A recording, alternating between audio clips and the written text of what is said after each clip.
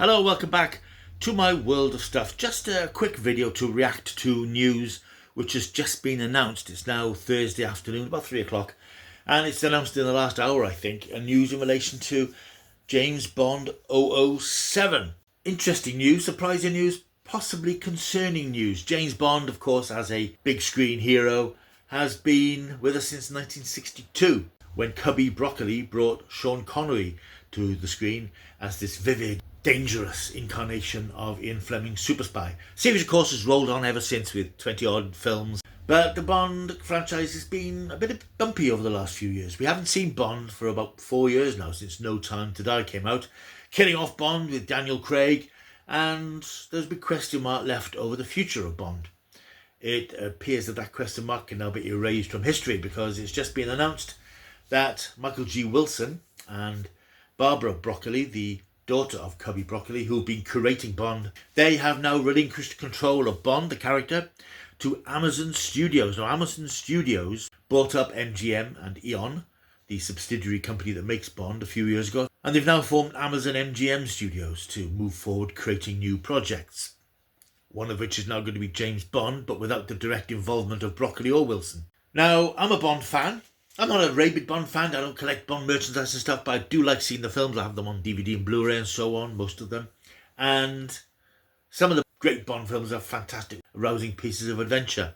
They're unlike anything else on the screen, which is why attempts to make Bond a bit more touchy-feely and relatable and foursquare didn't sit all that well in the Daniel Craig era.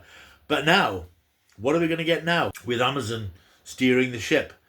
Just a few weeks ago, there was talk of tension between Amazon and Broccoli because Amazon wanted to exploit Bond into a massive franchise with James Bond films, TV series, spin-offs based on subsidiary characters like Miss Moneypenny.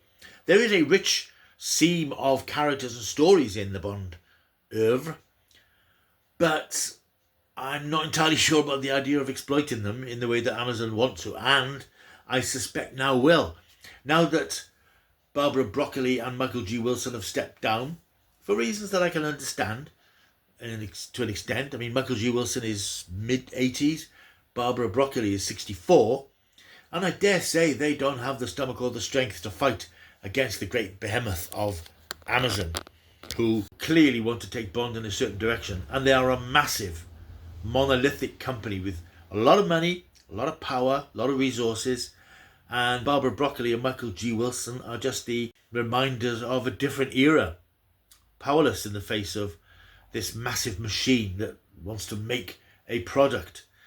And I think that's what Bond will now be. It will be a product. He will lose his distinctive identity and will just become another action hero. And Bond has always tried to be a little bit different, a little bit outside the run-of-the-mill action heroes that we get. And I'm not necessarily saying that the likes of Jason Bourne and Ethan Hunt are run-of-the-mill. They're a different breed, different generation of characters. Bond has had trouble keeping up with them, because he didn't really need to, because Bond is Bond and he does things his own way. Now, I've liked the Daniel Craig films, even that one's not that bad, but there was a sense of finality, obviously, about No Time to Die, and the reason that things have been up in the air for so long is that clearly nobody's been able to make a informed and sensible decision about where to go with the character next, how to reinvent the character. Now he's apparently no longer with us, and I'm sorry if that's a spoiler for No Time to Die, but it came out 4 years ago. You should have seen it by now. This is interesting. I'm not entirely sure where Bond will go now. Amazon have now basically been given free rein to do what they like with the character and the other characters, so we may well have Young M adventures, Blofeld early years, Blofeld's kitten years. There's all sorts of things that Amazon may well do to exploit what they see as a untapped gold mine. I suppose in a way it is. Bond films do extremely well. They do really, really well. But I suppose in this day and age, content creators, streamers are looking for things that they can exploit to the max, and I think Amazon will very probably do that. So it's the end of an era for Bond. Bond is no longer a Broccoli production. I was just reading the press release, which is full of all the usual flannel, but it appears that Broccoli and Wilson will still be sort of co-owners of the Bond name, but they will have no creative input anymore. They will have no say in the casting. They will have no say in the storylines. They will have no say in release schedules, spin-offs, anything else that you use to exploit the character, which is, I suppose, was always going to happen because they're not getting any younger, either of them.